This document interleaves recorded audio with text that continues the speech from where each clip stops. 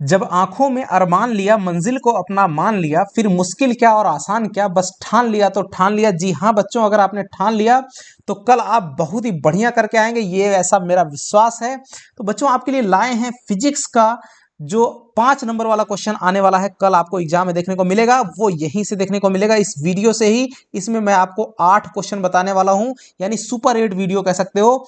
तो इसमें से वही क्वेश्चन आपको जरूर देखने को मिलेगा गारंटी के साथ में। चलिए देखिए, पहला जो क्वेश्चन है, वीडियो को अंत तक जरूर देखिएगा बच्चों। इसके बाद मैं आपको बायोलॉजी का जो आपका 5 नंबर वाले क्वेश्चन है उनको लेकर के आऊंगा। उसके बाद आपके रिक्वेस्ट आ रही है कि सर 2 नंबर वाले क्वेश्चन भी, तो 2 नंबर वाले भी आ जाएंगे। उनको पढ़ना आसान है और जल्दी आप पढ़ सकते हो कम समय में। सबसे पहले आपको 5-5-5 यानी कि 15 नंबर ये फिक्स कर लेने हैं बच्चों। और यहाँ से जो क्वेश्चन बताए जा रहे हैं ये सिर्फ 5 नंबर ही नहीं कवर करेंगे, इनमें से कई सारे क्वेश्चन आपको 2 या फिर 3 नंबर में भी देखने को मिल सकते हैं बच्चों।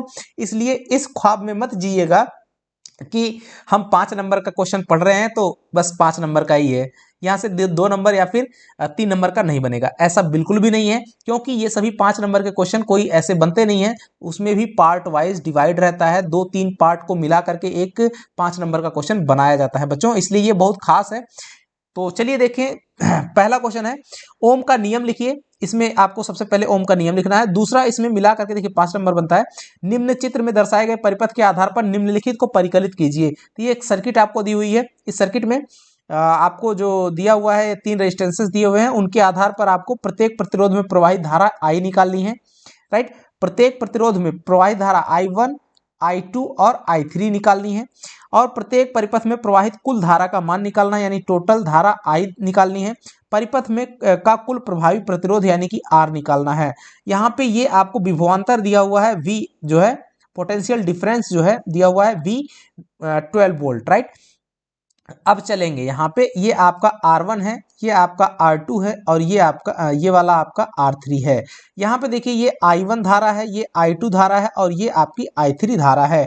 यहाँ से निकल करके I1, I2 और I3 निकलेंगी और यहाँ पे I बन जाएगी जो कि आपके I1 plus I2 plus I3 के योग के बराबर होती है। तो इस तरह से टोटल करंट आप निकाल सकते हो I equal to I1 plus I2 plus I3 से। देखिए सबसे पहले हमको क्या करना है, देखिए ओम का नियम लिखना है, तो ओम का नियम लिख लीजिए, फिर हम आपको इसको कैलकुलेट करके बताते हैं। देखिए यदि किसी परिपथ का ताप ना बदले, इसको जरूर मेंशन करना है बच्चों, ये खास पॉइंट है ओम के नियम का। तो उस परिपथ के सिरों के बीच विभवांतर उस परिपथ में बहने वाली विद्युत धारा के अनुक्रमानुपाती होता है, यानी V is directly proportional to I, इतना लिख देना है। ये आपका ओम का नियम हो गया। अब आते हैं इसके सॉल्यूशन पे। देखिए सबसे पहले प्रत्येक प्रतिरोध में प्रवाहित धारा का मान निकालना है, तो V इक्वल टू जो IR ओम का नियम होता है, इसी को अप्लाई करेंगे तो यहाँ से I जो होता है I equal to V upon R हो जाएगा। यहाँ से हम I1 अगर गणना करेंगे तो I1 बराबर क्या बन जाएगा, देखिए V अपॉन R1। चूंकि ये तीनों जो रेजिस्टेंस हैं, ये तीनों रेजिस्टेंस ये एक दूसरे के कैसे जुड़े हुए हैं, ये एक दूसरे के समांतर क्रम में जुड़े हुए हैं। कैसे जुड़े हुए हैं, समांतर क्रम में जुड़े हुए हैं। तो अब यहां से आप समांतर क्रम में जुड़े तो I1 का मान आपका V अपॉन R1 बनेगा। V अपॉन R1 जो आपने यहाँ वैल्यू रख दीजिए, V कितना है, 12 वोल्ट है। तो सॉरी यहाँ पे ये हो गया, रुकिए इसको सही कर देते हैं। अब यहाँ पे देखिए ये आपका यहाँ पे वैल्यू रख दीजिए बच्चों, यहाँ पे 12 बटे में R1 कितना है आपका, R1 है आपका 5 ओम, राइट। तो ये आपका 12 बटे 5 एम्पियर बन गया। अब आगे इसको आप भाग भी दे दीजिएगा तो कितना आएगा, 5 से 5 दूनी 10 और दशमलव में 4 एम्पियर, इतना बन जाएगा। अब I2 निकाल लीजिए, I2 निकालिएगा तो क्या आएगा, V अपॉन R2। V कितना है, 12 है, 12 बटे में R2 कितना है, 10, 10 इसका मतलब 1.2 एम्पियर बन गया। I3 निकाल लीजिए, I3 क्या हो जाएगा, V अपॉन R3। ऐसे पूरा डिटेल में लिखना है चूंकि 5 नंबर का क्वेश्चन है बच्चों। फिर लिखेंगे 30 और बटे में क्या लिखेंगे, सॉरी यहाँ पे V का मान रहेगा, V मतलब 12 और बटे में 30, राइट। तो 3 चौके 12 और 3 दहा में 30, यानी कि 0.4 एम्पियर ये बन गया। अब आपको ये पहले हिस्से का मान चल गया पता, ये A का हो गया। अब B के लिए क्या करोगे, अब direct I equal to I1 plus I2 plus I3 जोड़ लीजिए, बराबर क्या बन जाएगा, 2.4 ampere plus 1.2 ampere plus 0.4 ampere, इन सबको जोड़ दीजिए। 0.4 2 6 और 4 10 यानी कि 1 हो गया। और एक एक 2 और 2 4 यानी कि 4 एम्पियर ये आपका टोटल करंट हो गया। आई का मान कितना हो गया 4 एम्पियर।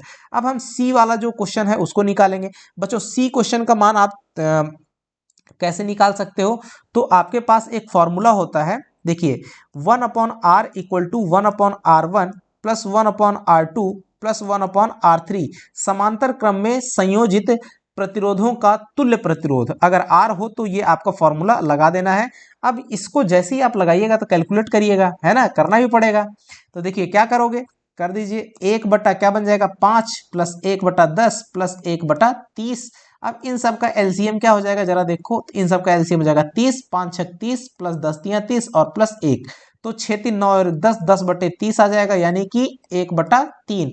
तो 1/r बराबर 1/3, तो यहां से r का मान क्या आ जाएगा बच्चों, r बराबर आ जाएगा 3 ओम। ये आपका सही हो गया है आंसर। लेकिन अब आपको बुद्धि वाली बात बताते हैं, इसको मत अप्लाई करिएगा, क्योंकि वो ये नहीं बोल रहा है भैया तुमको ये फार्मूला पता है कि नहीं पता है ना।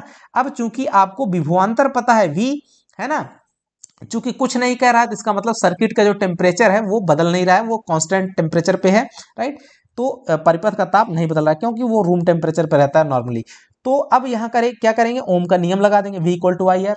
क्या होता है v equal to I R, तो यहाँ से r इक्वल टू क्या हो जाएगा v अपॉन आई, और i कहाँ से निकलेगा, i हम निकाल चुके हैं, कितना है 4 एम्पियर आया हुआ है। तो r बराबर देखिए 12 और बटे में 4 यानी कि आ गया 3 ओम, ये आपका आंसर हो गया। तो ये आसान है या फिर ये वाला, आप चूज कर लीजिएगा कौन सा आपको आसान लग रहा है। आई थिंक कि ये v equal to I R लगा करके अप्लाई करके लगा दीजिएगा, ये दूसरा तरीका था।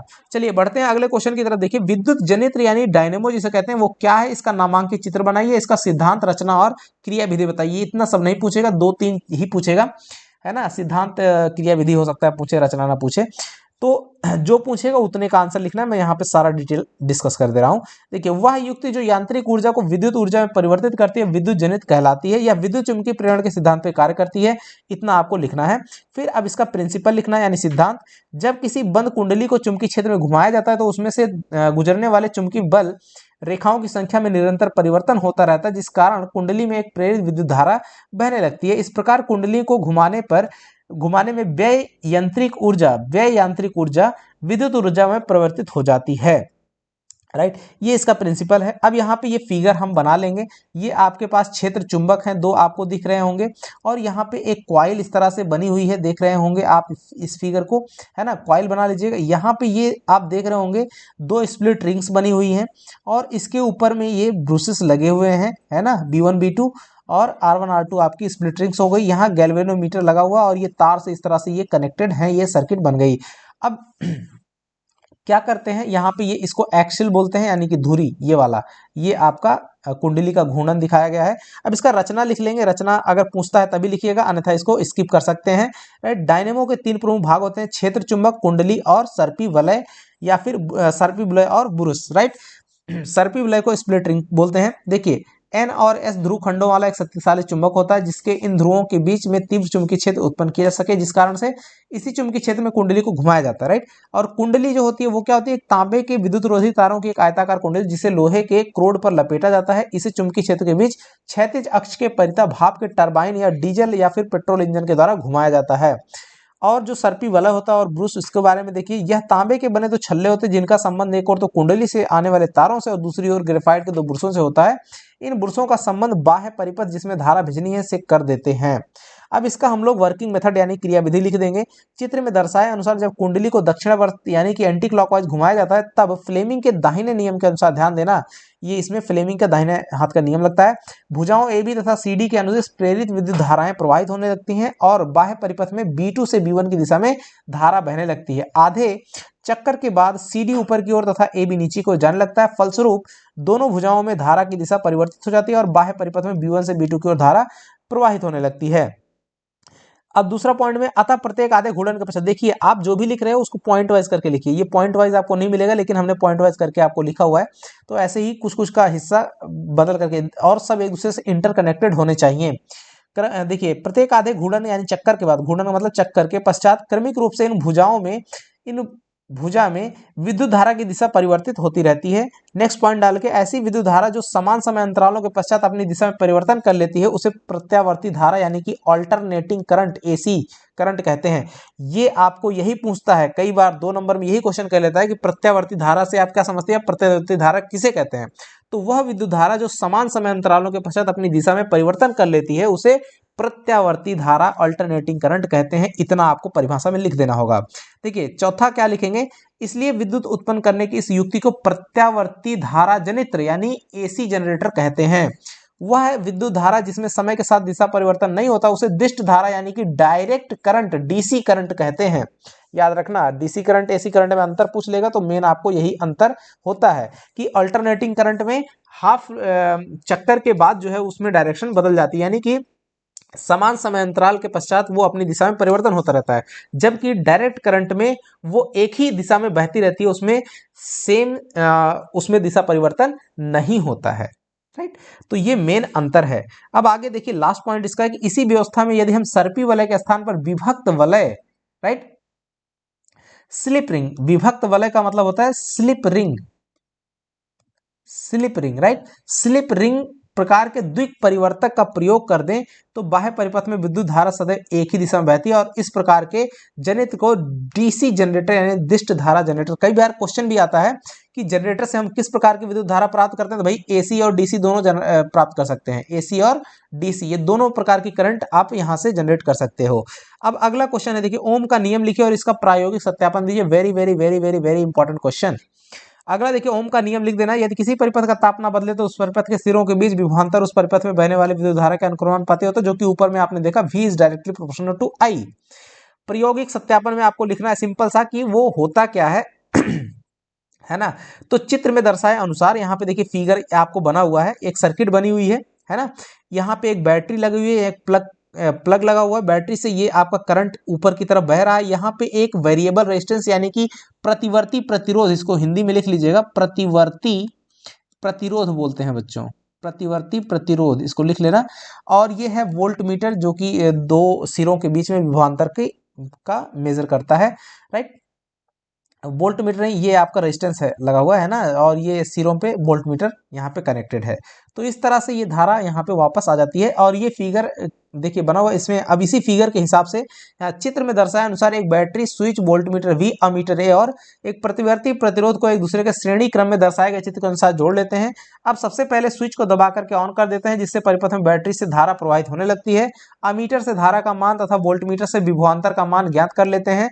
परिवर्तनशील प्रतिरोध को स्लाइड पर आगे पीछे खिसका कर प्रयोग को बार बार दोहराते हैं। देखिए परिवर्तनशील प्रतिरोध आप समझ लीजिएगा, ये होता क्या है, ये वो है एक ऐसा रेजिस्टेंस होता है जिसमें खूंटी लगी रहती है, और इससे हम आपने स्टेपलाइजर देखा होगा, उसमें जैसे खूंटी को ऐंठते हैं तो जो धारा का मान है वो बदलता रहता है। ऐसे ही सेम परिवर्तनशील उसे हम एक ही समय पे बस कनेक्ट कर लेंगे, उसकी खूंटी को ऐंठ करके उसका जो रेजिस्टेंस है सर्किट का वो बदल सकते हैं।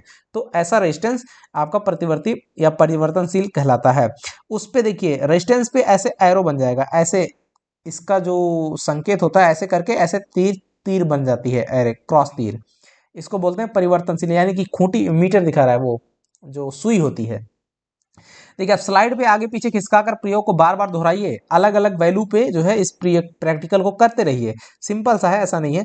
अलग अलग स्थितियों में अमीटर से धारा का मान और वोल्टमीटर से विभवांतर का मान नोट करते जाइए। राइट, प्राप्त मान को देखने से पता चलता है। अब यहाँ पे राइट साइड में आप देखिए एक ग्राफ खींचा हुआ है विभवांतर V और धारा I के बीच में।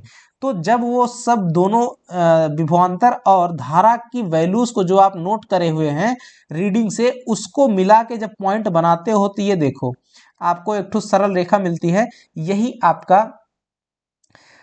V अपॉन I को दर्शाता है, जो कि आपका रेजिस्टेंस शो करता है। राइट, तो ये आपका यही चीज है। तो यहां से लिखेंगे क्या कह रहा है कि पता चलता है कि विभवांतर का मान जब 2 गुना होता है धारा का मान भी 2 गुना हो जाता है, जबकि विभवांतर का मान जब आधा होता है तो धारा भी क्या हो जाती है, आधी हो जाती है। इससे निष्कर्ष निकलता है कि चालक के सिरों के बीच विभवांतर जो होता है वो डायरेक्टली, यानी कि जो चालक में प्रवाहित धारा है उससे सीधा समानुपाती होता है। समानुपाती का जो साइन होता है, इसका मतलब ये होता है कि अगर कोई क्वांटिटी जैसे I है यहाँ V है, तो अगर एक बढ़ रही है चाहे I या फिर V, कोई एक बढ़े, जिस अनुपात में बढ़ेगी उसी अनुपात में दूसरा बढ़ जाएगा, जिस अनुपात में एक घटेगी दूसरी उसी अनुपात में दूसरा वाला भी कम हो जाएगा। अब विभवांतर को यहाँ पे लिखा हुआ है एक्स अक्ष लिख लेना, तथा धारा को यहाँ लिख लेना वाई अक्ष पर रखकर एक ग्राफ खींचते हैं, तो यह ग्राफ हमें एक सरल रेखा के रूप में प्राप्त होता है जो कि ओम के नियम को प्रमाणित करता है। राइट, चूंकि ये जो लाइन है, ये लाइन क्या दिखा रहा है, ये v अपॉन आई का जो मान आता है वो हर जगह पे कांस्टेंट, जितना यहाँ पे है उतना यहाँ पे, उतना यहाँ पे, हर जगह कांस्टेंट है। तो वही कांस्टेंट यानी v अपॉन आई जो होता है वो कांस्टेंट, इसी को ओम का नियम ही कहते हैं, आपको पता हो गया। तो ये इसलिए लिखेंगे कि इससे हमको ओम के नियम का प्रमाण मिलता है। अब बढ़ते हैं 4 नंबर क्वेश्चन। देखिए थोड़ा सा लंबा हो सकता है वीडियो बच्चों, लेकिन पेशेंस रख करके देखते रहिएगा और लाइक भी कर दीजिएगा अगर थोड़ा सा भी लग रहा है हेल्पफुल तो। विद्युत मोटर का नामांकित चित्र बनाओ, इसके सिद्धांत कार्यविधि को स्पष्ट कीजिए। विद्युत मोटर में स्प्लिट रिंग जो होती है उसका क्या काम है, जिसको क्या बोलते हैं, विभक्त वलय बोलते हैं। क्या बच्चों, विभक्त वलय। ध्यान देना, कई बार विभक्त वलय लिखा रहेगा, यहाँ मैंने स्प्लिट रिंग लिख दिया हुआ इंग्लिश में। देखिए सिद्धांत लिखेंगे, जब किसी धारावाही चालक को चुंबकीय क्षेत्र में रखा जाता है तो उस पर एक बल आरोपित होता है, इस बल की मदद से विद्युत ऊर्जा को यांत्रिक ऊर्जा में परिवर्तित हो जाती है। राइट, तो ये इसका सिद्धांत हो गया। अब यहाँ पे विद्युत मोटर का चित्र बना हुआ है, आप देख लीजिए, यहाँ पे ये क्षेत्र चुंबक है। राइट, यहाँ पे ये इसकी जो है आर्मेचर कॉइल है, यहाँ पे ये स्प्लिट रिंग लगी हुई है। राइट, ये धुरी है, वाई और एक्स आपके ब्रूसेस हैं। राइट, और ये सर्किट इस तरह से कनेक्टेड है। आगे देखिए क्रिया विधि में आप इसको पढ़ लीजिएगा बच्चों, कितना हम पढ़ते रहेंगे, है ना, इसको पॉज करके आप पढ़ लीजिएगा। अब बढ़ते हैं आगे। जो स्प्लिट रिंग है उसका यानी उसको विभक्त वलय बोलते हैं, उसका कार्य ये 2 नंबर में पूछ लेता है, स्प्लिट रिंग का कार्य क्या होता है। राइट, तो विभक्त वलय एक द्विक परिवर्तक का काम करता है। द्विक परिवर्तक को कम्यूटेटर बोलते हैं, कम्यूटेटर। Right, commutator. तो जो परिपथ में विद्युत धारा के प्रवाह को क्या कर देता है, उत्क्रमित यानी कि उसकी दिशा को बदल देता है। अब जो है प्रतिरोधों का समांतर क्रम संयोजन क्या है, अगला क्वेश्चन देखिए। समांतर क्रम संयोजन क्या है, समांतर क्रम में जुड़े 3 प्रतिरोध R1, R2 और R3 के समतुल्य प्रतिरोध ज्ञात करने के लिए व्यंजन नहीं है, व्यंजक लिखिए, यहाँ व्यंजक उत्पन्न करें या फिर प्राप्त करें। तो ऐसे लिखेंगे, समांतर क्रम संयोजन में सभी प्रतिरोधों के एक सिरे को एक साथ परिपथ के एक बिंदु पे तथा दूसरे सिरे को एक साथ दूसरे बिंदु पे जोड़ दिया जाता है। इस प्रकार के संयोजन में सभी प्रतिरोधों के बीच विभवांतर क्या होता है, समान। पोटेंशियल डिफरेंस जो होता है वो समान आता है। क्यों, क्योंकि ये जो पोटेंशियल डिफरेंस V है बैटरी का, वो आपका ये जो A है और B है, जो ये रेजिस्टेंसेस हैं R1, R2 और R3, ये तीनों के सिरों के बीच जो डिफरेंस है वो आपका यही बैटरी वाला जो पोटेंशियल डिफरेंस है वही सेम है, इसलिए ये सेम रहता है। लेकिन इसमें जो धारा बह रही है बच्चों, ये I, वो I1, I2 और I3 के रूप में बदल जाती है। फिर वही I1, I2 और I3 यहाँ निकलती है और ये टोटल I बन जाती है, यानी कि I1 plus I2 plus I3 generate हो जाती है। तो ये हम लोगों को यूज कर लेना है। चित्र में यदि 3 प्रतिरोध दिए हुए हैं इस तरह से लिख लेना है, R1, R2, R3 समांतर क्रम में जुड़े हैं, तो ओम के नियम से I1 का मान V/R1, I2 V/R2 तथा I3 V/R3 हो जाएगा। अब परिपथ में कुल प्रवाहित धारा का वैल्यू लिख देना, I = I1 plus I2 plus I3। सारे मान रख दीजिए, I1 का मान V/R1, V/R2, V/R3 तीनों जोड़ दीजिए, या फिर I, अब यहाँ से V कॉमन ले लेंगे तो ये बन जाएगा आपका 1/R1 plus 1/R2 plus 1/R3। अब इस V को यहाँ पर डिवाइड कर दीजिए तो I/V बन जाएगा बराबर 1/R1 plus 1/R2 plus 1/R3, या फिर 1/R। देखिए I/V, V = IR होता है, तो यहाँ से R = V/I हो जाएगा। लेकिन हमको क्या चाहिए, I/V, तो I/V = 1/R हो जाएगा। तो I/V की जगह पे 1/R लिख दिया गया और इस तरह से आपको ये व्यंजक प्राप्त हो गया बच्चों, जहां R क्या होता है, समांतर क्रम संयोजन का समतुल्य प्रतिरोध है, इक्विवेलेंट रेजिस्टेंस है। देखिए क्वेश्चन नंबर 6 देखिए, A, इसमें 2 पार्ट है। किसी विद्युत परिपथ में लघुपथन यानी कि शॉर्ट सर्किट कब होता है, और जो भू संपर्क तार होता है, अर्थिंग वाला तार जिसको भू संपर्क तार बोलते हैं, उसका कार्य क्या होता है। धातु के आवरण वाले विद्युत साधित्र जो होते हैं उनको भू संपर्कित, साधित्र का मतलब जो अप्लायंसेस होते हैं, राइट, इंग्लिश में बोलते हैं, उनको भू संपर्कित यानी जमीन से जोड़ना क्यों जरूरी है। तो देखिए सबसे पहले शॉर्ट सर्किट के बारे में बताइए। लघुपथन क्या है, यानी कभी कभी खराब तथा क्षतिग्रस्त होने पर विद्युन्मय यानी कि जो आपका रेड वायर होता है और उदासीन तार, राइट, जो ब्लैक वायर होता है, आपस में बिना किसी प्रतिरोध के संपर्क में आ जाते हैं और परिपथ का प्रतिरोध शून्य हो जाता है। जिसको देखिए लाल तार को लाल तार या फिर गर्म तार बोलते हैं, और काला तार या फिर उसको ठंडा तार भी बोलते हैं, राइट। तो इसको गर्म, विद्युन्मय, राइट, या फिर लाल, तो इस तरह से बोला जाता है। आगे देखिए, जिसमें उसमें अत्यधिक धारा प्रवाहित होने लगती है इसे लघुपथन कहते हैं। जब दोनों तार, जैसे ये दोनों तार हैं, ये किसी भी कारण से एक दूसरे के टच में आ गए, मान लीजिए इनका कवर जो है वो बीच में टच कर जाए एक दूसरे के, किसी भी कारण से कट करके टच कर जाए एक जगह पे, तो जो चार्जेस हैं दोनों तार में बहुत ज़्यादा, चूंकि एक में फ्लो होता रहता है दूसरे में नहीं, दूसरा खाली रहता है, तो उसमें से देखिए जैसे इसको खाली रास्ता मिलता है तो वो अचानक से जो इलेक्ट्रॉन होते हैं वो बहुत तेज से भागने के लिए भागते हैं, यानी कि दौड़ना बहुत तेज से, और जब कोई भी चीज़ गति करती है तो उसमें ऊर्जा जनरेट होती है, और ऊर्जा ही हीट के रूप में बदल जाती है। हीट ज़्यादा जनरेट होता है तो भैया आग लग जाती है, बस इतना सा फॉर्मूला समझिए। तो इसी वजह से सर्किट में क्या हो जाती है, आग लग जाती है। इससे परिपथ में लगे उपकरण क्षतिग्रस्त हो सकते हैं, या लघुपथन के स्थान पर चिंगारी उत्पन्न होने से आग भी लग सकती है, ये कंडीशन भी आ सकती है बच्चों। तो चलिए आगे बढ़ते हैं। देखिए, भू संपर्क तार का काम क्या है, किसी विद्युत उपकरण के धात्विक भाग को तार की मदद से पृथ्वी के संपर्क करने वाले तार को भू संपर्क तार कहते हैं। यह तार सुरक्षा यंत्र के रूप में विद्युत परिपथ में उपयोग में लाया जाता है। किसके रूप में, सुरक्षा यंत्र के रूप में।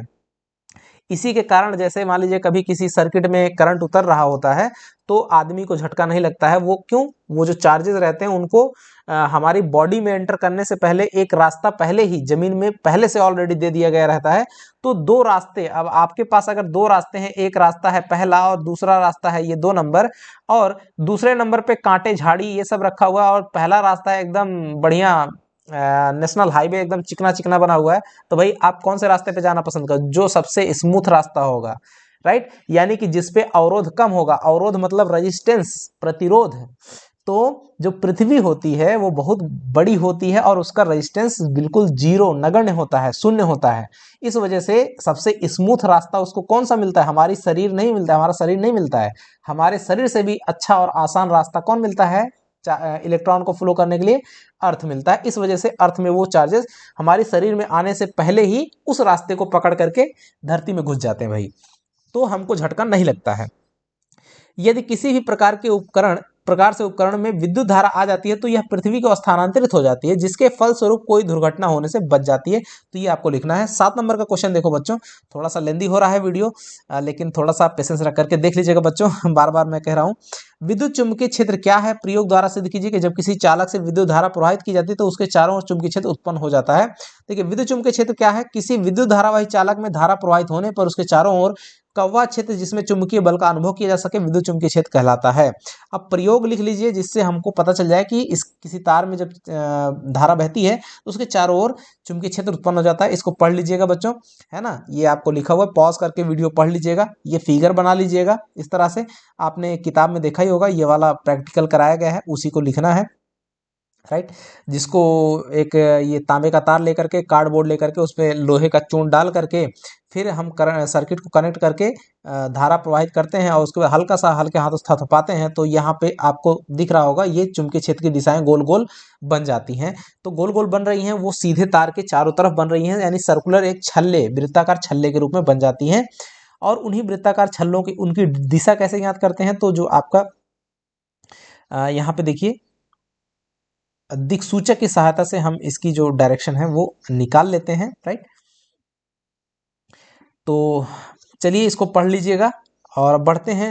यहाँ क्वेश्चन नंबर 4 लिखा हुआ है लेकिन ये 8 होना चाहिए, और ये आई थिंक कि ये लास्ट क्वेश्चन है, नहीं अभी इसके बाद भी है। देखिए ये काफ़ी अच्छा क्वेश्चन है,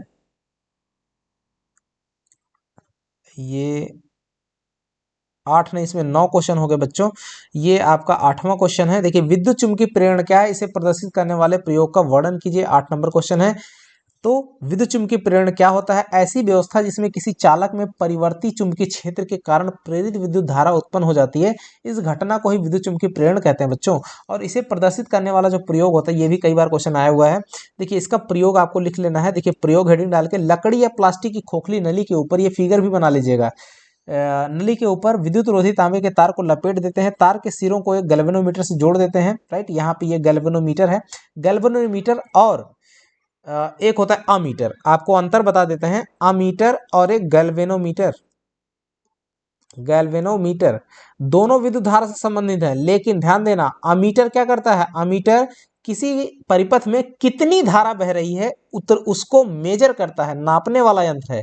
जबकि गैल्वेनोमीटर ये क्या करता है, किसी परिपथ में धारा जा रही है कि नहीं जा रही है बस इसकी सूचना मात्र भर देता है, राइट।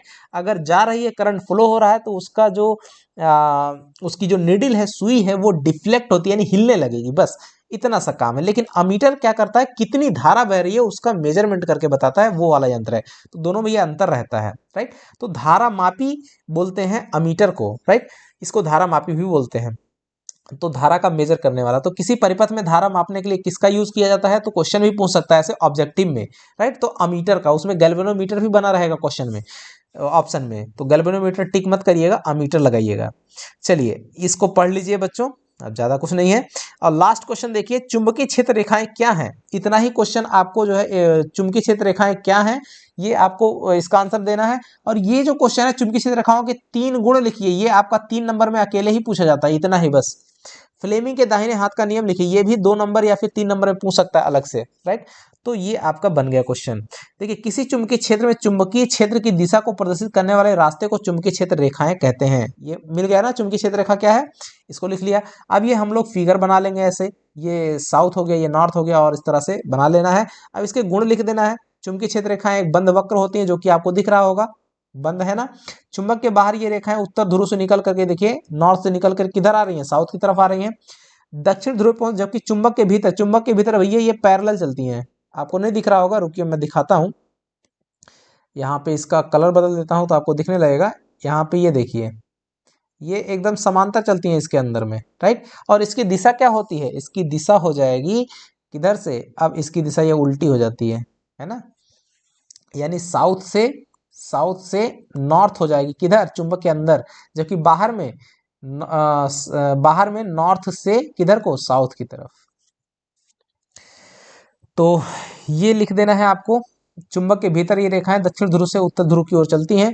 अगला जो यहाँ पे है, हम लोग लिखेंगे, क्या लिखना है, दूसरा गुण क्या है, चुंबक के ध्रुव के पास क्षेत्र रेखाएं बहुत नजदीक नजदीक, जबकि बीच में चुंबकीय क्षेत्र रेखाएं क्या होती हैं, दूर दूर होती हैं। पिक्चर में आप देख लीजिए, यहाँ पर क्या है, चुंबकीय क्षेत्र रेखाएं नजदीक नजदीक, बहुत पास पास, जबकि बीच में क्या हो रही है भैया, दूर दूर है ना। तो ये आपको दिख रहा है, वही बात लिखी हुई है। देखिए तीसरा क्या है, दो क्षेत्र रेखाएं कभी भी एक दूसरे को प्रतिच्छेद नहीं करती हैं। आप चित्र को बड़े स्पष्ट तरीके से देख लीजिए, नहीं हो तो मैं इसको इरेज कर दे रहा हूं। अब देख लीजिए, क्या कोई भी दो रेखा एक दूसरे को टच कर रही है, काटती है, नहीं, कभी नहीं काटती है ना। और ऐसा नहीं है कि चुंबक रखोगे तो दिखेगा, ऐसा दिखता उगता नहीं है। एक प्रयोग के द्वारा ये ऐसा देखा गया, पता कर सकते हैं। जैसे ऊपर में ये हम लोग था, ये वाला प्रैक्टिकल था, ये वाला, राइट। चलिए आगे, फिलहाल ये मैग्नेटिज्म की बात थी, चूंकि वो इलेक्ट्रोमैग्नेटिज्म की बात थी। विद्युत बहने पे, धारा बहने पे वो चुंबक की भांति व्यवहार करता है, राइट। तीनों गुण हो गए। अब फ्लेमिंग के दाहिने हाथ का नियम देखिए, यहाँ पे ये फिगर बना हुआ है। अंगूठा क्या, चालक की गति की दिशा को, चुंबकीय क्षेत्र की दिशा को ये दिखाता है कौन, तर्जनी। और जो प्रेरित धारा होती है वो आपकी मध्यमा दिखाती है, राइट। तो ये आप ध्यान रखिएगा। अब इस नियम के अनुसार जब हम अपने दाहिने हाथ की तर्जनी, मध्यमा और अंगूठे, तर्जनी, मध्यमा, मध्यमा बड़ा की मात्रा रहेगा, और अंगूठे को इस प्रकार फैलाएं कि ये तीनों एक दूसरे के लंबवत हों। यदि तर्जनी चुंबकीय क्षेत्र की दिशा की ओर संकेत करे तथा अंगूठा चालक की गति की दिशा की ओर संकेत करे, तो मध्यमा चालक में प्रेरित विद्युत धारा की दिशा को दर्शाती है। तो आई होप कि बच्चों ये आपको वीडियो काफ़ी हेल्पफुल होगा, और कल आपको यहाँ से क्वेश्चन देखने को जरूर मिलने चाहिए। इसी उम्मीद के साथ बच्चों आपके लिए ये वीडियो शेयर की, ये कंटेंट शेयर किए। ठीक है बच्चों, नमस्कार, जय हिंद। मिलेंगे बायोलॉजी का जो 5 नंबर का क्वेश्चन है उसको लेकर के आएंगे, और उसके बाद आपको 2 नंबर वाले क्वेश्चन लेकर के आएंगे। ठीक है बच्चों, नमस्कार।